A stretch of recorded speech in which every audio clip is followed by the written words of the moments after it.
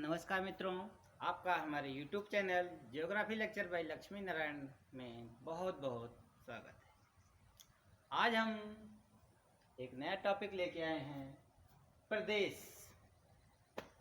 प्रदेश किसे कहते हैं और प्रदेश के कितने प्रकार होते हैं, किन किन आधारों पर इन्हें वर्गीकृत किया जा सकता है आदि। प्रदेश, सबसे पहले हम लोग जान लेते हैं कि आखिर प्रदेश किसे कहते हैं। प्रदेश एक निश्चित एरिया होता है, एक निश्चित क्षेत्र होता है जहाँ की दशाएं अन्य क्षेत्रों की दशाओं से अलग होता है। उस क्षेत्र को हम प्रदेश कहते हैं। जैसे कुछ उदाहरण देके हम समझा सकते हैं कि उसे प्रदेश कैसे कहते हैं। मान लीजिए किसी क्षेत्र में पर्वतीय इलाका है, केवल पर्वत दिखाई दे रहे हैं, पर्वतों की ही अधिकता है, तो उसे हम पर्वतीय क्षेत्र या भूगोल की भाषा में उसे पर्वतीय प्रदेश कहते हैं। कहीं पे मान लीजिए केवल जंगल है, केवल जंगली एरिया है, तो उसे वहाँ के निवास करने वाले लोगों को जंगली कहेंगे, जंगली एरिया कहेंगे, तो वो जंगली प्रदेश हुआ। मान लीजिए कहीं पे बहुत सारी नदियाँ हैं, विश्व में बहुत सारे ऐसे क्षेत्र जहाँ नदी है ही नहीं, लेकिन बहुत सारे ऐसे क्षेत्र हैं जहाँ पर केवल नदी की भरमार है, उसी का तत्व की अधिकता है, उसी के अनुसार काम होता है, तो उसे हम नदियों का देश या नदियों का प्रदेश कहते हैं। मान लीजिए किसी क्षेत्र में गांव है, वहाँ कृषि कार्य होता है, प्राथमिक कार्यों में लोग लगे हुए हैं, तो प्राथमिक कार्यों में लोगों के लगे हुए लोगों के जो आवास हैं उसे हम गांव कहते हैं। उससे जुड़ा हुआ क्षेत्र गांव का क्षेत्र कहा जाता है, तो इसे ग्रामीण प्रदेश कहेंगे। कहीं पे मान लीजिए शहर है, बड़े बड़े मकान हैं, तो उसे हम शहरी प्रदेश कहेंगे। कहीं पर उद्योग धंधे अधिक हैं, तो उसे हम औद्योगिक प्रदेश कहेंगे। कहीं पर परिवहन ट्रांसपोर्ट की सुविधाएं अधिक हैं, रेल से, हवाई से, सड़क से, समुद्री मार्गों से वो क्षेत्र जुड़ा हुआ है, परिवहन या माल आना जाना, मानव का परिवहन, सामानों का परिवहन अधिक होता है, तो उसे हम परिवहन प्रदेश कहते हैं। अर्थात एक ऐसा क्षेत्र होता है जहाँ की एक निश्चित विशेषता होती है, वही निश्चित विशेषता से युक्त क्षेत्र को प्रदेश कहते हैं। इसी परिभाषा, इसी बात को अलग अलग विद्वान अलग अलग तरीके से समझाने का प्रयास करते हैं। कुछ विद्वानों की परिभाषाएं हम बता देते हैं कि उन्होंने कैसे कहा है। ब्लास हैं, एक विद्वान ब्लास, उन्होंने कहा कि एक ऐसे क्षेत्र का ऐसा संयोजन, चाहे वो प्राकृतिक रूप से संयोजन बन गया हो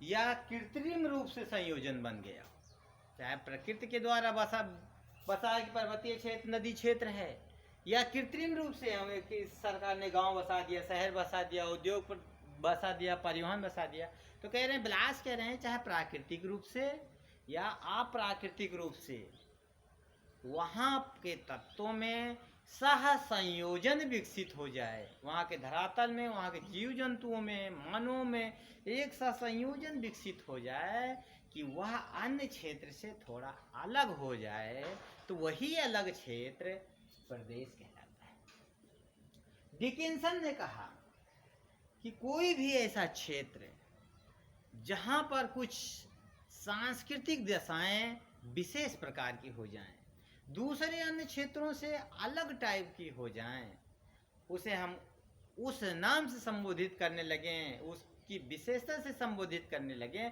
तो वह क्षेत्र प्रदेश कहलाता है। उसके बाद प्लाट महोदय ने कहा कि कोई भी ऐसा क्षेत्र हो जिस एरिया के बारे में हम कह रहे हैं वह उस नाम के अनुरूप समरूप हो। पर्वतीय कह रहे हैं तो वहाँ पर्वत दिखाई दे, मैं नदी वाला क्षेत्र कह रहे हैं, नदी प्रदेश कहते हैं, तो वहाँ नदियाँ दिखाई दें, ग्रामीण क्षेत्र कह रहे हैं तो वहाँ ग्रामीण दिखाई दे, और अन्य क्षेत्रों से वह थोड़ा अलग दिखाई दे, प्लाट ने कहा कि वह क्षेत्र एक समरूप हो, अन्य क्षेत्रों से भिन्न दिखाई दे, तो उसे हम प्रदेश कहते हैं। फेनुमन एक वैज्ञानिक हुए, उन्होंने कहा कि वह क्षेत्र एक विशेष क्षेत्र हो जो अन्य बगल वाले क्षेत्रों से अलग हो, लोग कह सकें कि ये अलग क्षेत्र है, अलग प्रकार का है, अलग टाइप का है, कुछ अलग है। यदि कुछ अलग है, अलग विशेषता से युक्त है, तो उसे हम प्रदेश कहते हैं। थोड़ा बहुत समझ में आ गया होगी कि कोई ऐसा क्षेत्र हो जो सबसे कुछ भिन्न दिखता हो, वह क्षेत्र प्रदेश कहलाता है, वो चाहे छोटे स्तर पे हो या बड़े स्तर पे। हम देखते हैं कि आखिर प्रदेश कितने प्रकार के होते हैं। प्रदेश के प्रकार, इसे इंग्लिश में टाइप ऑफ रीजन भी कहा जाता है।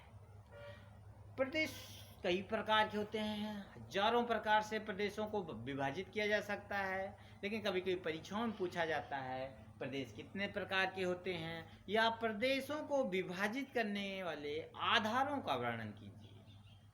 तो हम देखते हैं कि आज प्रदेशों को किस प्रकार से वर्गीकृत किया जा सकता है, कितने आधारों पर वर्गीकृत किया जा सकता है। सबसे पहले हम देखते हैं धरातल के आधार पर, सरफेस के आधार पर, बेस ऑफ सरफेस।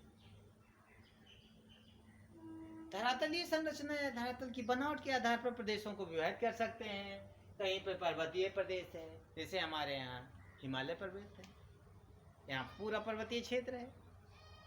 पठारी क्षेत्र, दक्षिण भारत में पठार है तो उसे पठारी प्रदेश कहते हैं। मरुस्थलीय प्रदेश, भारत में थार का मरुस्थल है, थार डिजर्ट।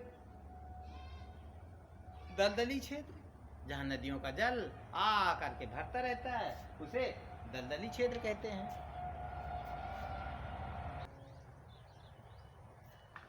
वनस्पतियों के आधार पर भी हम प्रदेश विभाजित कर सकते हैं। वेजिटेशन के आधार पर, वनस्पतियों के आधार पर सदाबहार वन, वह वनस्पतियां जो साल भर हरी भरी रहती हैं, ऐसे वनस्पतियों को हम सदाबहार वन प्रदेश कह सकते हैं।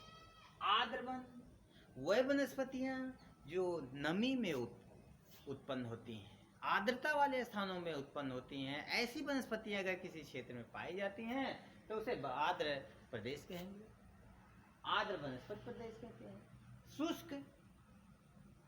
शुष्क वन प्रदेश हुए हैं या वनस्पति प्रदेश हुए हैं जहाँ पर शुष्क ऋतु की जलवायु पाई जाती है, शुष्क ऋतु में पाए जाने वाले पौधे पाए जाते हैं, ऐसी विशेषता से युक्त क्षेत्र को शुष्क वनस्पति प्रदेश कहते हैं। घास प्रदेश, वह प्रदेश जहाँ पर वृक्षों की अधिकता कम, घासों की अधिकता अधिक हो, चाहे वो छोटी घासें हों, बड़ी घासें हों, नरम घासें हों, कड़ी घासें हों, किसी भी प्रकार की घास पाई जा रही है तो उसी घास वाले क्षेत्र को हम घास प्रदेश कहते हैं। टाइगा प्रदेश, जहाँ पर टाइगा नामक वनस्पति पाई जाती है, उत्तरी ध्रुव में अक्सर पाई जाती है, तो उस प्रकार की वनस्पति वाले क्षेत्र को टाइगा वन कहेंगे, प्रदेश कहेंगे। सवाना प्रदेश, इसी प्रकार सब वनस्पति। जलवायु के आधार पर भी हम प्रदेशों को बांट सकते हैं। जैसे आर्द्र जलवायु, जहाँ पर वर्ष भर हमेशा आर्द्रता नमी बनी रहती है, उसे आर्द्र जलवायु कहते हैं। उष्ण आर्द्र, जहाँ पर गर्मी भी है और आर्द्रता भी है, उसे आर्द्र प्रदेश कहेंगे। मरुस्थल, जहाँ पर मरुस्थल की सभी दशाएं विद्यमान है, उसे मरुस्थलीय प्रदेश। शीत प्रदेश, वह प्रदेश जहाँ पर, वह क्षेत्र जहाँ पर साल भर ठंडा मौसम बना रहता है, चाहे पर्वतीय हो चाहे ध्रुवीय प्रदेश हो, उसे शीत प्रदेश कहेंगे। सवाना प्रदेश, इसी प्रकार मानसूनी प्रदेश, मानसूनी जलवायु की दशाओं से युक्त प्रदेश को मानसूनी जलवायु प्रदेश कहेंगे। इस प्रकार जलवायु के आधार पर भी प्रदेशों को वर्गीकृत किया सकते हैं। अब देखते हैं आर्थिक आधार पर कि आखिर अर्थ के आधार पर, धन दौलत के आधार पर, आर्थिक उन्नति के आधार पर किस प्रकार से हम प्रदेशीकरण कर सकते हैं।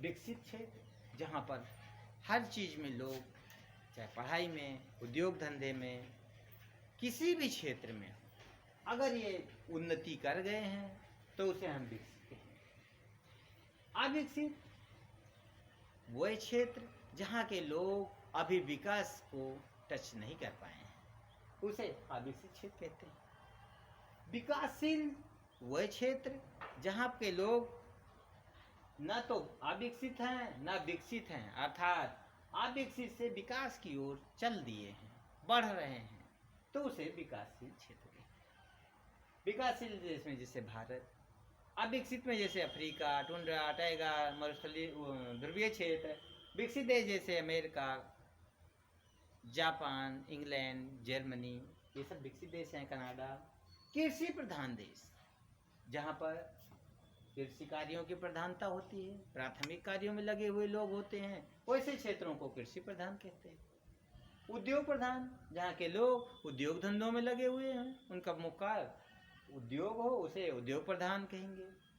परिवहन जहाँ पर परिवहन साधनों की अधिकता है, उसे परिवहन प्रदेश कहते हैं। तो इस प्रकार हम आर्थिक आधार पर भी इसे प्रदेशों में बांट सकते हैं। पदानुक्रम के आधार पर देश जैसे पूरे विश्व है, पूरे विश्व में कई देश हैं, उस देश में भी छोटे छोटे राज्य हैं, राज्य में भी मंडल हैं, ये मंडल है, ये जिला है, ये तहसील, ये ब्लॉक, इस आधार पर भी इसे हम प्रादेशिकरण कर सकते हैं। वैसे और भी प्रकारों से प्रदेश को बांटा जा सकता है, धर्म के आधार पर, संस्कृति के आधार पर, कला के आधार पर, शिक्षा के आधार पर, किसी भी आधार पर हम बांट सकते हैं। तो इस प्रकार से हम प्रदेश का वर्गीकरण कर सकते हैं। आशा है कि आप सबको प्रदेश क्या है, प्रदेश के प्रकार कौन कौन से हो सकते हैं और प्रदेश को वर्गीकृत करने के आधार कौन कौन से हो सकते हैं, तो समझ में आ गया होगा। अगली बार किसी अन्य वीडियो मिलते हैं, तब तक के लिए नमस्कार।